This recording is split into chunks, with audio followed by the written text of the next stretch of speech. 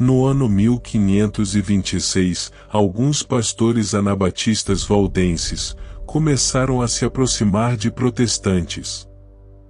O historiador francês Antoine Monastier, em sua obra História das Igrejas dos Vales do Piemonte, publicada em 1846, descreve essa aproximação. A reforma estendeu-se à Alemanha e Suíça. A notícia de suas operações ressoou até as igrejas anabatistas valdenses do Piemonte, Dauphiné e Provença. Essas igrejas antigas, isoladas, cercadas por inimigos, enfraquecido e um tanto desanimado pela perseguição, ficaram agitados com as notícias consoladoras de um retorno à palavra de Deus, a doutrina da salvação pela fé em Jesus Cristo, e para uma vida mais pura em países até então papal. Eles se apressaram em coletar certas informações e entrar em contato com seus novos irmãos. Já no ano de 1526, o pastor Lartin, do Vale de Lucerna, Suíça, havia retornado de uma dessas viagens e trouxe muitos livros impressos pelos reformadores. Este fato é provado pela deposição de um Bartolomeu Fea, que vivia perto de Pinerolo, mas, tendo sido lançado na prisão por causa de sua religião, confessou a inquisidores que o referido pastor Martim, em seu retorno da Alemanha, tinha ido à sua casa e lhe mostrado os livros que ele trouxe de volta e lhe deu um maravilhoso relato da reforma que havia ocorrido. De todas as viagens dos pastores valdenses neste período, a de Jorge Alorel, de Merindol e Pierre Masson, natural de Bourginde, é o mais conhecido. O resultado dessa aproximação será a descoberta de mais igrejas anabatistas e a consequente perseguição.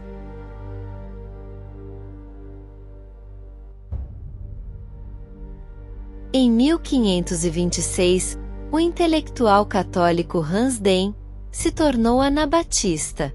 A Enciclopédia Anabatista Menonita diz sobre Hans Denk. Denk já havia desafiado a doutrina luterana da justificação pela fé, que parecia garantir a posição de um crente diante de Deus, independentemente do caráter de sua vida.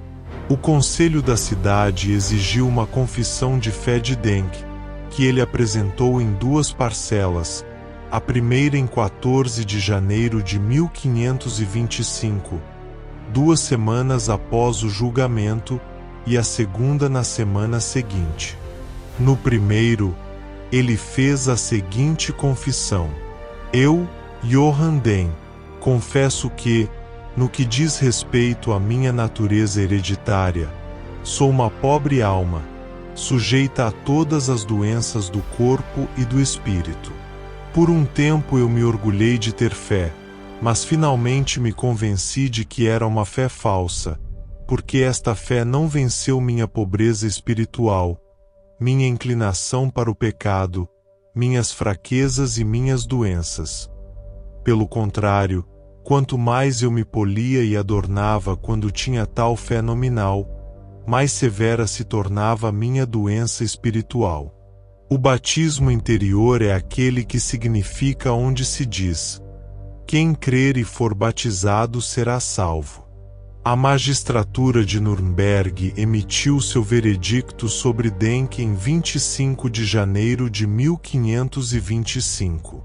Ele foi obrigado, sob ameaça de prisão, a jurar nunca se aproximar da cidade a menos de 16 quilômetros pelo resto de sua vida e, portanto, foi banido de sua esposa e filhos, por cujo sustento sua propriedade foi apropriada. Denk fez o juramento e deixou a cidade profundamente abalado. Espiritualmente, Augsburgo estava muito dividida. Luteranos e Zwinglianos lutavam entre si, e havia também uma minoria católica. As condições morais eram ruins. No entanto, aparentemente havia um pequeno grupo na cidade, talvez de inclinação zwingliana, cujos membros viviam uma vida de estrita moralidade e presumivelmente formavam o núcleo da congregação anabatista estabelecida em 1526 por Hugo Maier. Para este grupo Denk foi atraído e foi batizado por Hugo Maier. Após a partida de Hugo Maier para Nikolsburg na Morávia, Denk tornou-se o líder dos anabatistas de Augsburg. Ele, por sua vez, ganhou para a Irmandade homens como Hans Rathe, e talvez Sigmund Salminger, Jacó d'Acher e Eitelians Langemantel. Estima-se que por volta de 1527 a congregação anabatista de Augsburg contava com 1.100 almas. Mas a estada de Denk em Augsburg estava destinada a terminar em breve. Urban Regius, o reformador da cidade, tornou-se seu poderoso oponente. Isso levou a uma disputa entre Denk e o clero luterano, seguida por uma segunda disputa, desta vez pública. Mas antes que isso pudesse acontecer, o cansado Denk deixou a cidade. Em novembro de 1526, Denk estava em Estrasburgo. Aqui ele desfrutou da amizade dos anabatistas. Mas a presença de um herege notável como Denk em Estrasburgo era desconcertante para Capito e Bucer, os líderes protestantes da cidade. Mais uma vez Denk teve que participar de uma disputa, desta vez com Bucer. Ele foi então expulso de Estrasburgo e deixou a cidade em dezembro de 1526. Após breves residências em Bergsaber e Landau no Palatinado, e outra disputa na última cidade, ele se localizou brevemente em Worms, onde ajudou a Edzer a terminar a tradução do Antigo Testamento, Profetas. Eles foram publicados em abril de 1527 em Worms, e, portanto, são conhecidos como Profetas de Worms. Denk então visitou congregações anabatistas no sul da Alemanha e na Suíça e presidiu o Sínodo dos Mártires em Augsburg em 20 de agosto de 1527. Foi decidido enviar pregadores e evangelistas anabatistas como emissários ao sul da Alemanha, Suíça e Áustria. Denk estava em um grupo de 3 comissionados para confortar e ensinar os irmãos nas áreas de Zurique e Basel, na Suíça. Denk escreveu uma breve declaração de seus pontos de vista. Em 10 pontos, Denk cobriu os seguintes tópicos: Escritura, pagamento de Cristo, fé, livre-arbítrio, boas obras, separação e seitas, cerimônias, batismo, pão e cálice da comunhão e o juramento. No ano 1526, mais um católico se tornou anabatista. Foi o juiz e político austríaco Pilgram Marpeck, que conheceu a verdadeira fé através de trabalhadores de extração de minério, onde Marpeck era engenheiro. Ao ser descoberto participando de cultos anabatistas, Marpeck foi pressionado pelo arquiduque católico Fernando I da Áustria, de 1526 a 1556, a denunciar os irmãos anabatistas. Como não fez, acabou perdendo todos os cargos e bens. Em 1528, se dirigiu a Estrasburgo trabalhando como supervisor de madeireiros. Mas assim que descobriram a sua participação nas igrejas anabatistas, foi expulso da cidade em 1532. Marpeck tornou-se um peregrino na Europa para não ser morto, por isso seu apelido Pilgram Marpeck, Peregrino Marpeck. De cidadão proeminente a cidadão errante do céu por adotar a fé anabatista, ou seja, se tornar cristão. Nos 12 anos seguintes, ele viveu uma vida de andarilho na Suíça e viajou para o Tirol, Morávia, sul da Alemanha e Alsácia, estabelecendo congregações anabatistas nessas áreas. Marpeck era considerado um mestre eficaz pelas suas ovelhas. 1526 da Era Cristã. Foi convocada pelo imperador do Sacro Império Carlos V e decidiu pela autorização para que cada príncipe decidisse pela permissão dos ensinos de Lutero em seu território, até que se fizesse um concílio para decidir a questão. Os ensinos de Lutero haviam sido condenados na Dieta de Worms em 1521. Com a liberdade de culto, os príncipes escolheram o luteranismo. Entre os príncipes haviam maçons, que possuem uma rivalidade histórica com a Igreja Católica e adotaram o protestantismo. O protestantismo era mais lucrativo, pois o governo controlava os dízimos do povo. 1527 da Era Cristã. Mans vivia na Suíça protestantes liderada por Zwinglio. Mans também escreveu que, quando tentou explicar sua posição sobre o batismo, nem sequer lhe permitiram ler os versículos bíblicos que o apoiavam, mas Zwinglio sobrecarregou de palavras a tal ponto que não conseguiu mais falar, levando, assim, a decidir expressar suas ideias em forma de carta. Primeiramente, Mans negou que tivesse alterado a ordem pública. Todos aqueles com quem tenho me associado testificariam que nunca desejei nem causei nenhuma insurreição, tampouco ensinei ou falei algo que a provocasse. Ao contrário, ele sustenta que uma mudança no batismo tradicional de infantes, de maneira alguma, ameaçaria a estabilidade do governo. Começando por Mateus 28.19-20, ele citou várias passagens relacionadas com o batismo no Novo Testamento. Ao se referir ao batismo de Paulo por Ananias, escreveu: a partir dessas palavras vemos, claramente, o que é o batismo e quando deve ser praticado. Deve-se batizar a pessoa que tenha se convertido por meio da palavra de Deus, que tenha mudado seu coração e que, a partir desse momento, deseje viver uma vida nova. Ele afirmava que a natureza do batismo excluía o batismo de infantes. Estava tão convicto dessa verdade que, no estilo paulino, escreveu: nem mesmo um anjo do céu pode ensinar outra coisa além das mencionadas anteriormente. A eterna e verdadeira palavra de Deus ressoará no coração de cada homem, esteja ele contra ou a favor dela. Ela continua sendo a verdade de Deus. Steppe, 2017, p. 48. O resultado do debate foi a favor do político Zwinglio, que determinou a prisão dos irmãos anabatistas. Como era de se esperar, Zwinglio foi declarado vencedor. Grebel, Mans e Blaurock foram acusados de rebatizar, de agir com conduta inapropriada, etc., e foram sentenciados a permanecer na nova torre a pão, água e mingau enquanto agradar a Deus e for do agrado de Vossa Senhoria. Steppe, 2017, p. 63. Imediatamente, depois da formação da primeira igreja anabatista, os irmãos começaram a visitar casa por casa nas cidades de Zurique e Zolikon.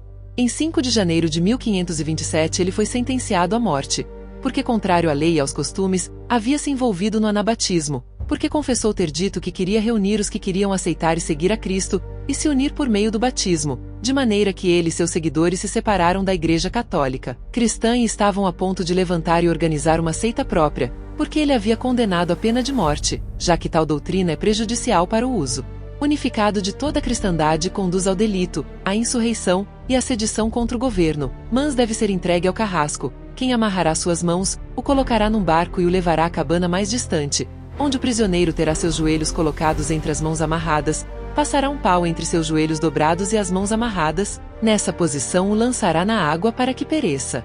Com isso, dará plena satisfação à lei e à justiça.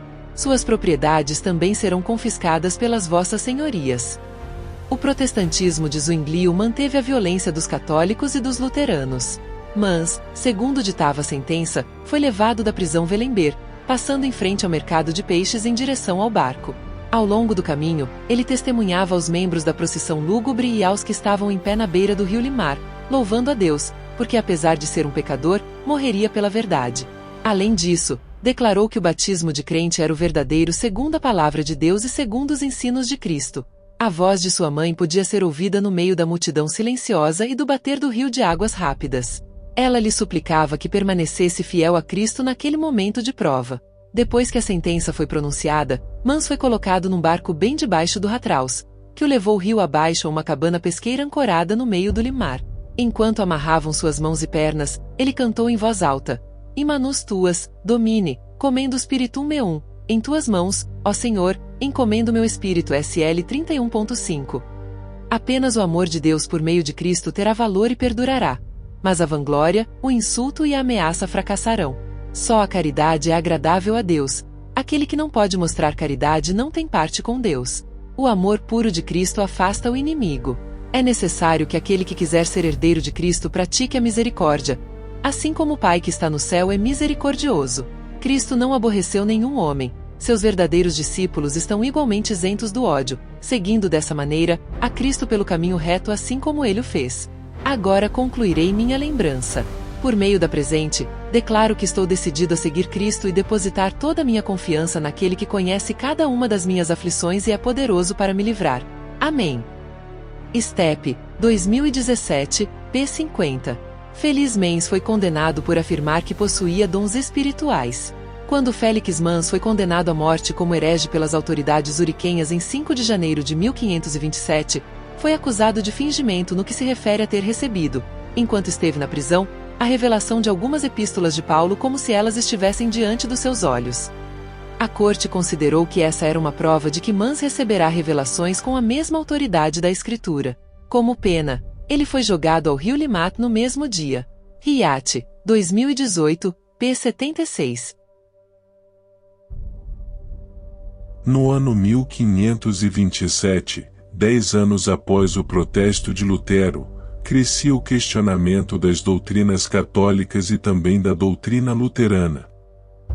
Um bispo católico da região da Bavária, chamado Leonhard Kaiser, após analisar as doutrinas anabatistas, decidiu se desvincular da Igreja Católica e tornou-se anabatista no ano 1525. Como era um grande erudito, destacou-se entre os anabatistas. Kaiser acabou preso em 1527, cortado em pedaços e lançado no rio. A história causou grande comoção na Alemanha. O historiador anabatista Telemann van Brast, em sua obra O Espelho dos Mártires, publicado em 1660 diz: No segundo ano de seu ministério, Leonhard Kaiser foi preso em Sardindim, na Bavária, e condenado pelo bispo de Passau e outros sacerdotes à fogueira. O dia marcado para sua morte foi a sexta-feira antes do dia de São Lourenço, no mês de agosto daquele ano. No dia marcado ele foi amarrado e colocado em cima de uma carroça para ser levado à fogueira. Os sacerdotes que o acompanhavam falavam com ele em latim, mas por causa do povo comum que também acompanhava esta procissão, ele respondia em alemão. Durante seu julgamento, os sacerdotes também insistiram em falar em latim. Saindo da cidade, já perto da fogueira, Leonhard inclinou-se para um lado e pegou uma flor que crescia ao lado do caminho. Ele a mostrou ao juiz, que acompanhava a procissão a cavalo, e disse: Senhor juiz, veja esta flor que eu apanhei agora. Se o Senhor conseguir me queimar, junto com esta flor, pode ter a certeza de que agiu de uma forma certa comigo. Mas, se o fogo não me consumir, e nem esta flor, é prova que o Senhor dever examinar sua vida e se arrepender. O juiz e os 3 carrascos jogaram mais lenha na fogueira para que fosse reduzido a cinzas dentro de poucos minutos. Os carrascos amarraram Leonhard numa escada e assim foi jogado em cima da fogueira. As cordas logo foram consumidas e o preso rolou para fora da fogueira, ainda com vida. Com paus compridos os carrascos empurraram para dentro do fogo de novo. Depois de toda a lenha consumida, tiraram seu corpo e viram que estava sem nenhum sinal de fogo. foi acessa uma nova fogueira e seu corpo novamente jogado em cima. Quando este fogo acabou, o corpo foi retirado das cinzas. Desta vez apenas seus cabelos e unhas estavam ligeiramente chamuscados. A flor, que ainda segurava na mão, não havia nem murchado. Os carrascos então esquartejaram o corpo de Leonhardi e jogaram os pedaços dentro de uma terceira fogueira que havia sido acesa. Novamente o fogo não tocou seu corpo. Não sabendo mais o que fazer, juntaram os pedaços e os jogaram dentro do rio. O juiz ficou tão aterrorizado com o que viu que pediu demissão de seu cargo e mudou-se para outra cidade. Seu auxiliar, que assistiu a toda esta cena, procurou os irmãos na Morávia e tornou-se anabatista, sendo um cristão fiel até a morte. Os membros da igreja que Leonhard Keizer participava fugiram para a Holanda, onde se desenvolveu uma grande comunidade anabatista da região de Amsterdã. Os anabatistas fugiam há séculos da perseguição. A caminhada de Passau, da Alemanha, e até Amsterdã, Holanda, é de cerca de 800 quilômetros. No ano 1527, um grupo de anabatistas da Suíça, liderados pelo anabatista valdense Conrad Grebel e Michael Sartler, decidiram organizar uma nova confissão de fé. Cerca de 96 anos antes, no ano 1431, os anabatistas valdenses publicaram uma declaração de fé. E cerca de 310 anos antes, no ano 1121, os anabatistas valdenses também publicaram uma confissão de fé. Nesta lista, podemos também incluir a obra As 12 Conclusões dos Lollardos, que eram anabatistas valdenses. Todas essas confissões nos servem de um testemunho que eu considero definitivo. Não tem chance de ser verdade a história que os católicos contam que ela era a igreja verdadeira e não havia igreja fora dela. A história já provou o contrário.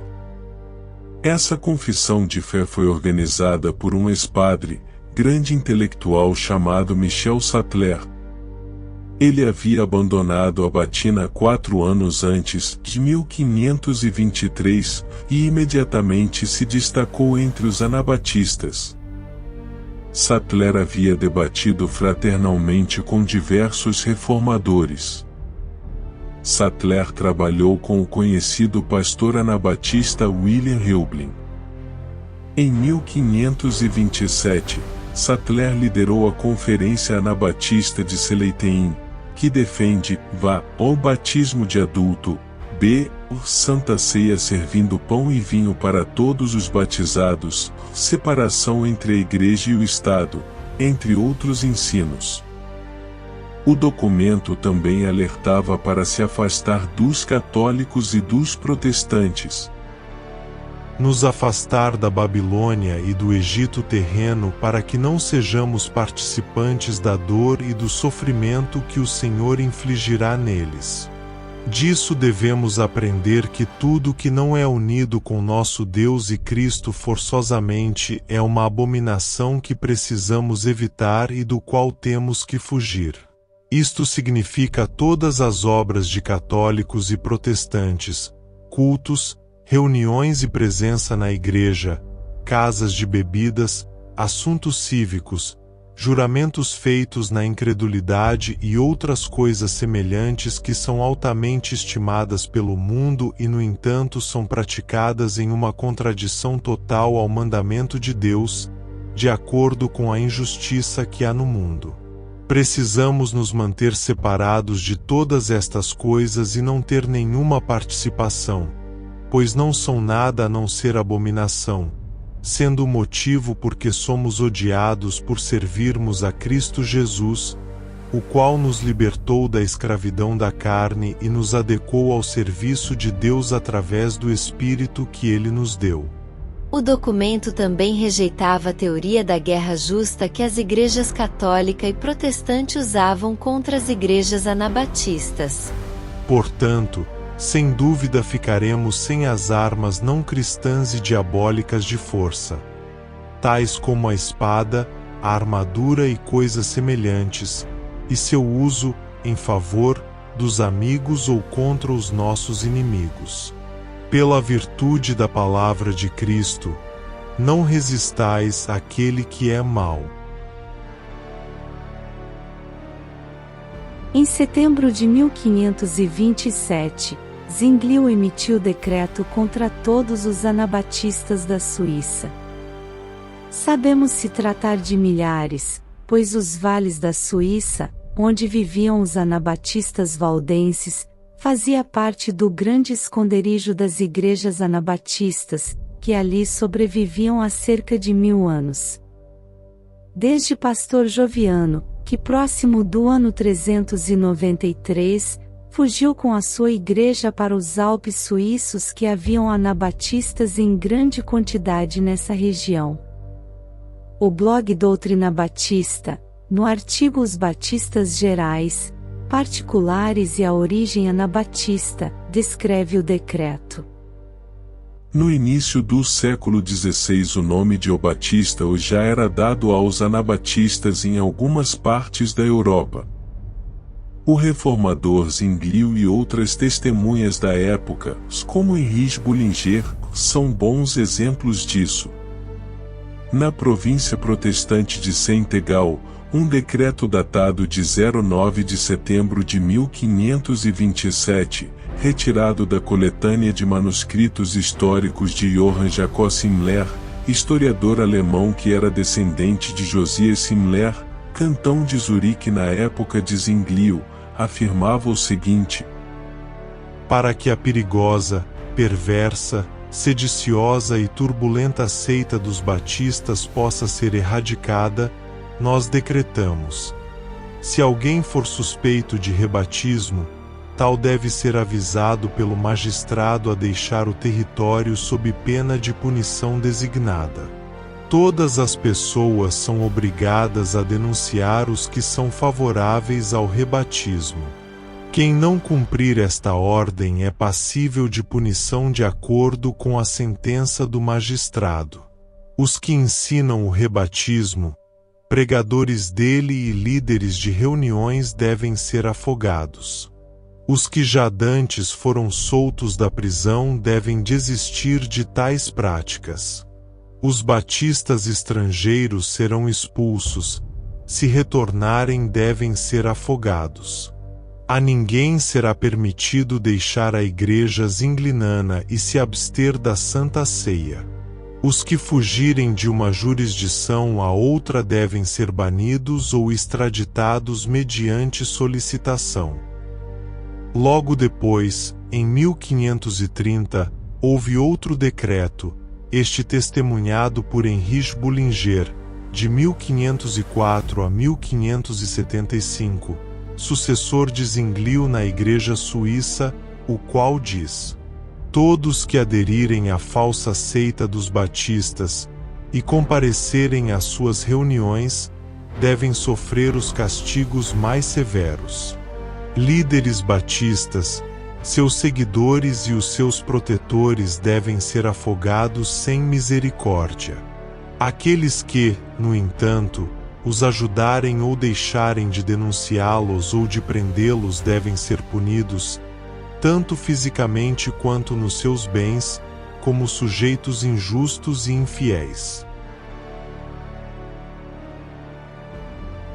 No ano 1527, outro anabatista foi morto pelos protestantes, Michael Sattler, de 1490 a 1523, foi um monge católico na Áustria que se converteu ao anabatismo evangélico em 1523. Debateu fraternalmente com muitos reformadores em 1525, tentando atraí-los ao anabatismo evangélico. A Enciclopédia Histórico-Teológico da Igreja Cristã diz: foi Sattler quem ajudou os irmãos suíços, espalhados e às vezes divergentes entre si, a resolverem qual seria a fé e modo de vida bíblicos. Este acordo foi estabelecido numa aldeia em Schaffhausen, chamada Seleitein, em 1527. Foram examinados e revisados 7 artigos, que, por fim, foram adotados com unanimidade pelos irmãos e irmãs presentes. Essa confissão é considerada a primeira obra anabatista pós-reforma protestante. Após publicar essa obra foi preso. Na cadeia escreveu a carta à igreja em Orb. A carta era uma preparação para o seu martírio. O historiador William Stepp, em sua obra História dos Anabatistas, diz: E não permitam que ninguém lhes tire o fundamento estabelecido no texto das Sagradas Escrituras e selado com o sangue de Cristo e de suas muitas testemunhas. Sem dúvida, os irmãos lhes informaram que alguns de nós estamos na prisão. Depois dos irmãos terem sido capturados em Orb, fomos transferidos posteriormente para Binsdorf. Nesse momento, nossos inimigos nos acusaram de várias coisas e até nos ameaçaram.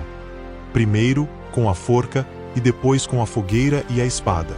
Em tal situação extrema, me submeti completamente à vontade do Senhor e me preparei, junto com todos os meus irmãos e minha esposa, para morrer por causa de seu testemunho.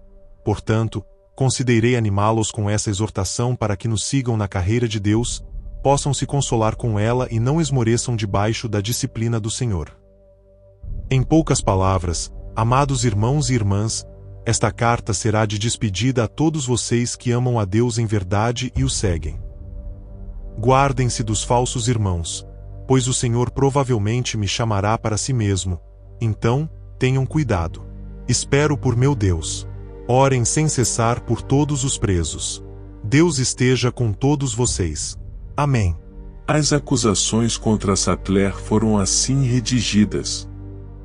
1. Que ele e seus discípulos agiram contra o decreto do imperador.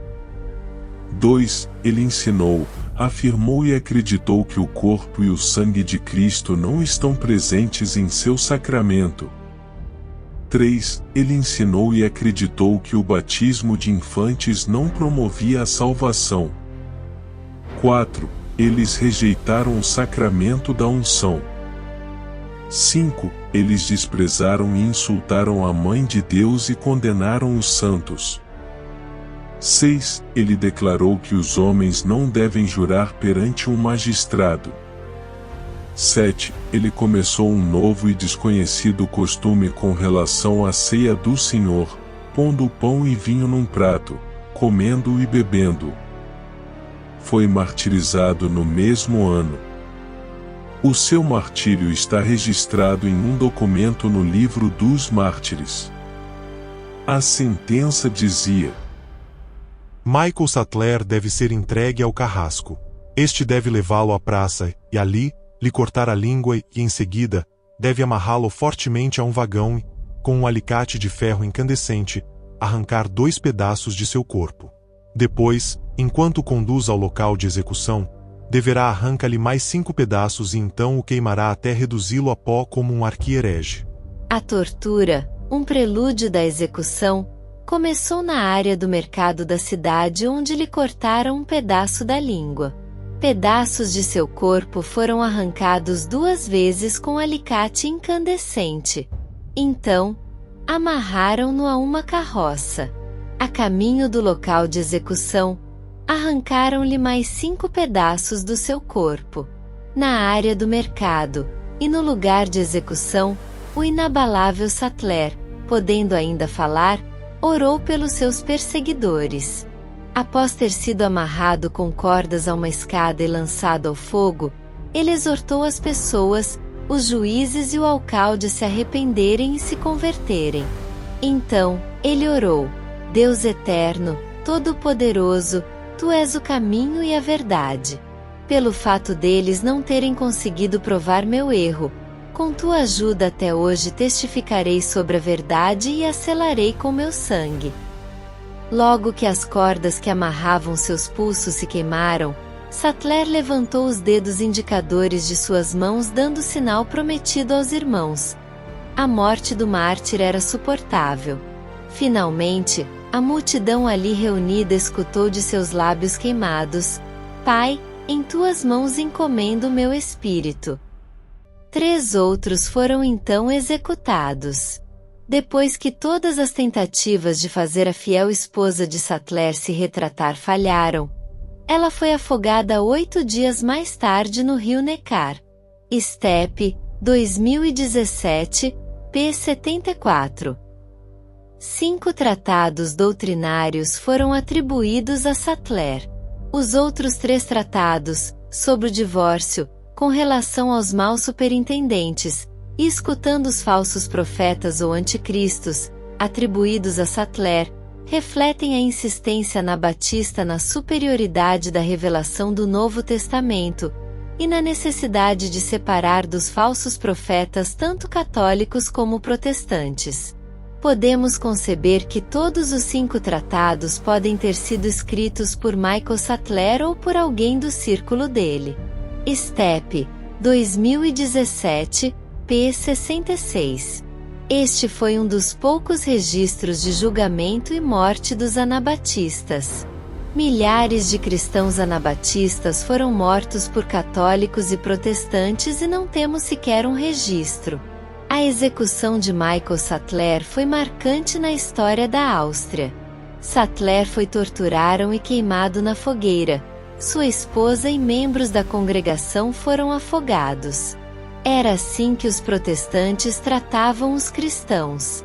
No lugar da sua execução foi colocada uma placa em sua homenagem. O batista Michael Sattler foi executado na fogueira após severa tortura em 20 de maio de 1527 aqui na Colina da Forca. Ele morreu como uma verdadeira testemunha de Jesus Cristo. A esposa Margareta e outros membros da congregação foram afogados e queimados. Eles atuaram pelo batismo daqueles que querem seguir a Cristo, por uma congregação independente dos fiéis, pela mensagem pacífica do Sermão da Montanha. Os cristãos anabatistas viviam escondidos pelas montanhas e campos. Sattler era um homem que vivia na cidade e, ao se converter, não tinha como se esconder. No ano 1527, devido a desentendimento entre católicos e protestantes, as tropas do imperador Carlos V invadiram Roma e prenderam o Papa. Grande parte do exército, composto em sua maioria alemão por seguidores de Lutero, enxergava o Papa Clemente VII como o próprio Anticristo, e, na impossibilidade de invadir o refúgio dele no Castelo São Ângelo, nos arredores da cidade, degradaram Roma. Na ausência do Papa, religiosos foram os principais alvos, igrejas seriam depredadas, padres e monges assassinados e freiras estupradas. Clemente VII rendeu-se e concordou em pagar 400.000 ducados por sua libertação, além de ceder os territórios de Parma, Placenza, Modena e Civitavecchia ao imperador. Veneza também anexaria Servia e Ravenna. No mínimo 6.000 romanos morreram no saque de Roma, com o total real provavelmente atingindo o dobro deste número. Um católico apresenta a sua descrição do saque de Roma. E um fato que pareceria nunca ter ocorrido, se não tivesse sido tão bem documentado, foi o saque de Roma.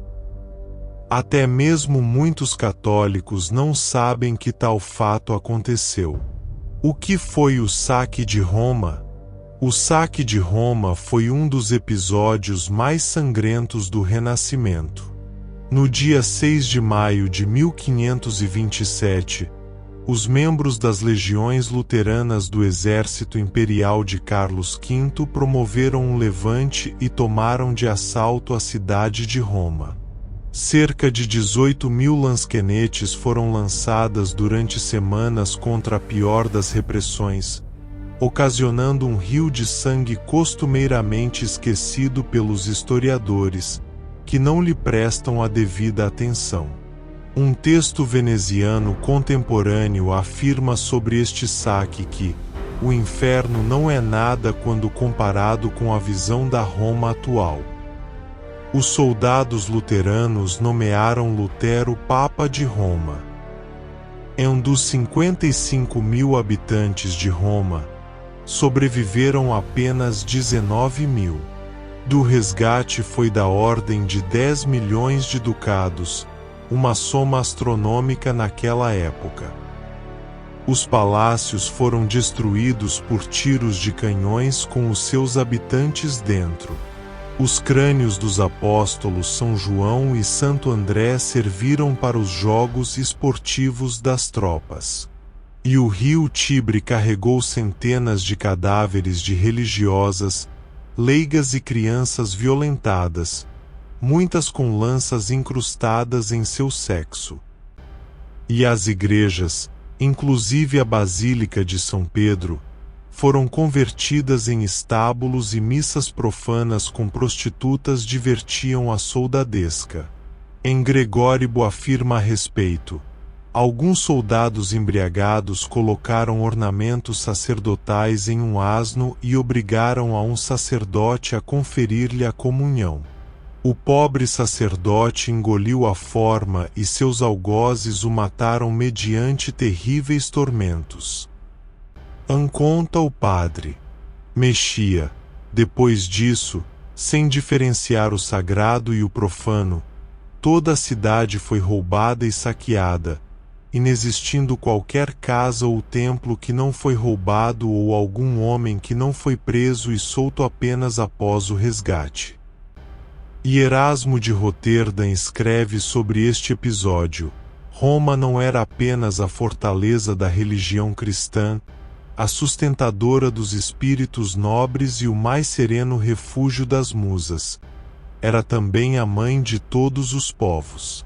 Isto porque, para muitos, Roma era a mais querida, a mais doce, a mais benfeitora do que até seus próprios países. Na verdade, o saque de Roma não foi apenas a queda desta cidade, mas também de todo o mundo.